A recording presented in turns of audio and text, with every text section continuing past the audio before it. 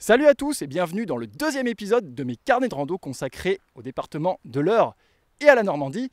Aujourd'hui, un épisode un peu spécial puisqu'on va parler nature mais également culture. Je suis à Giverny. On va marcher sur les pas de Monet dans l'univers des impressionnistes. Allez, c'est parti.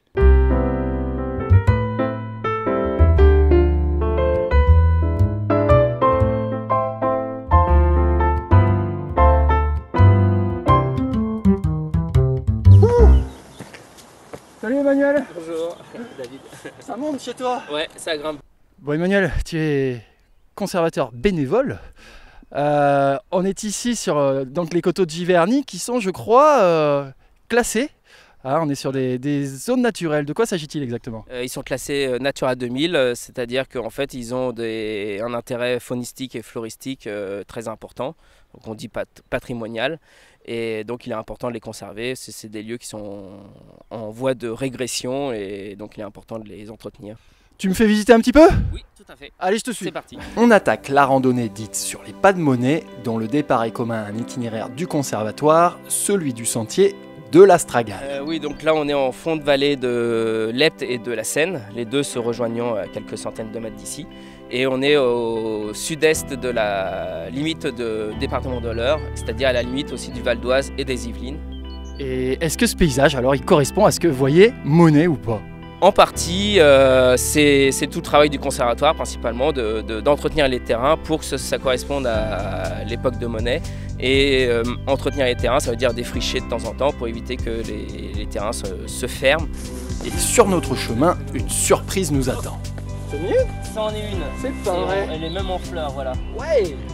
Voilà, c'est ça qui a donné le nom au sentier sur lequel on se trouve. Oui, voilà, tout à fait, voilà. Et en fait, elle est particulière ici parce que c'est la limite nord, là où on la trouve. Voilà. Sinon, c'est plutôt, comme son nom l'indique, une plante du sud. C'est plus par chez moi, normalement. Voilà, tout à fait, voilà. Ouais. Voilà. Donc, au-delà de Giverny, elle n'ira pas plus loin. Non, voilà, on ne la trouve pas. Bon, il faut dire ce qui est, on est quand même sacrément vernis parce que il est quand même un peu tôt pour la floraison de l'Astragale et on a eu la chance d'en trouver une pour carnet de rando. C'est de l'exclusivité, ça. L'Astragale n'est pas la seule fleur que l'on rencontre sur les coteaux. Le milieu est même plutôt du genre riche.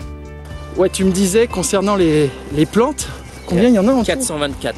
424 espèces différentes et dont 81 patrimoniales. On est également ici sur le GR2 qui arrive de Vernon et des Andélies en suivant le cours de la Seine. Mais nous, on le quitte pour entrer dans le bois du Gros Chêne. Bon, là on est dans un milieu complètement forestier, ça change là. Ouais, ça change, voilà. Et un peu plus loin derrière, c'est plutôt le milieu agricole ou vert, voilà. Ceci étant, à cet endroit, on a dû être un peu distrait car on finit par avoir du mal à se situer sur la carte. Est-ce qu'on est perdu, Emmanuel? Non, on va retrouver le chemin, c'est bon.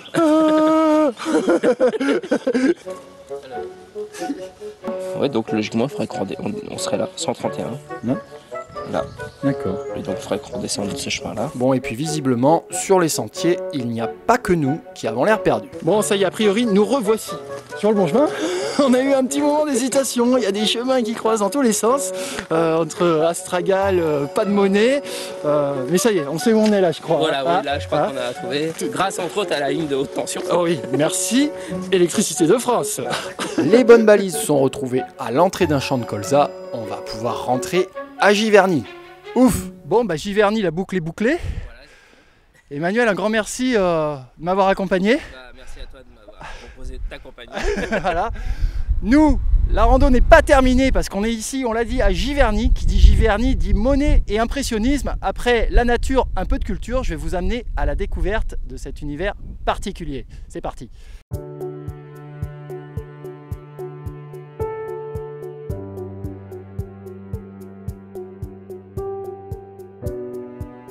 Voilà, donc je me trouve ici dans les jardins du musée des impressionnismes, un lieu ancré à l'histoire de la peinture dite impressionniste ici à Giverny, puisqu'on y cultive encore le passé, mais également le présent et le futur de ce style de peinture grâce à des expositions temporaires comme celle que vous allez découvrir maintenant.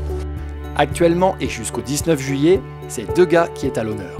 Il est considéré comme l'une des principales figures du mouvement impressionniste. Son travail sur les corps en mouvement est particulièrement célèbre. 80 de ses œuvres sont à découvrir et parmi celles-ci, également des sculptures. Dans une autre section, un accrochage permanent illustre l'influence de Monet sur ses contemporains. L'occasion d'ouvrir la porte aux générations d'impressionnistes qui lui ont succédé. Bon alors après le musée des impressionnistes, il y a un deuxième lieu à voir ici, à Giverny incontournable, c'est la Fondation Monet. C'est la maison où a habité Claude Monet pendant 40 ans. Il y a à visiter notamment les jardins, superbes, deuxième site touristique le plus visité ici en Normandie. La Fondation Monet, c'est le lieu idéal pour terminer une randonnée à Giverny. Un grand bain de couleurs et de senteurs particulièrement agréable. Un lieu vraiment magnifique et inattendu. À l'issue d'une randonnée, ici tout est bien ordonné, rien à voir avec la nature instinctive de la flore sauvage. Ici on est au pays des couleurs et de l'ordre, avec un véritable cachet artistique et esthétique. Déambuler dans ces allées parfumées sous le soleil de Normandie est vraiment une expérience à recommander.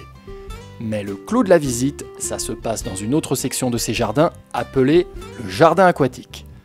Un véritable havre de paix, harmonieux et totalement envoûtant. Bon alors quand on se fraye un chemin dans les allées du jardin aquatique qui est quand même le clou du spectacle, on comprend pourquoi ici c'est le deuxième site touristique le plus fréquenté de Normandie. Il y a quand même un peu de monde.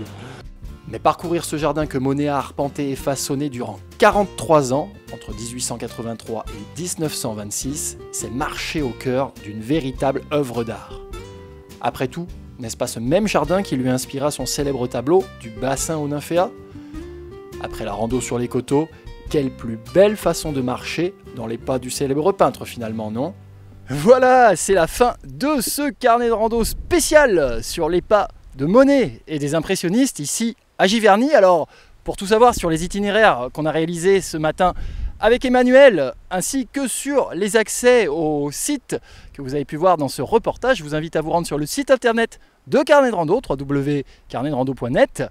Vous pouvez également vous rendre sur le site de la Maison du Tourisme de Giverny, dont l'adresse apparaît actuellement sur votre écran. Nous, on va poursuivre notre découverte du département de l'Eure, version rando, dans un prochain épisode. Ça va se passer du côté de Conches-sur-Ouche. J'y ferai peut-être connaissance avec la pluie normande. À suivre, à très bientôt et bonne rando à toutes et à tous.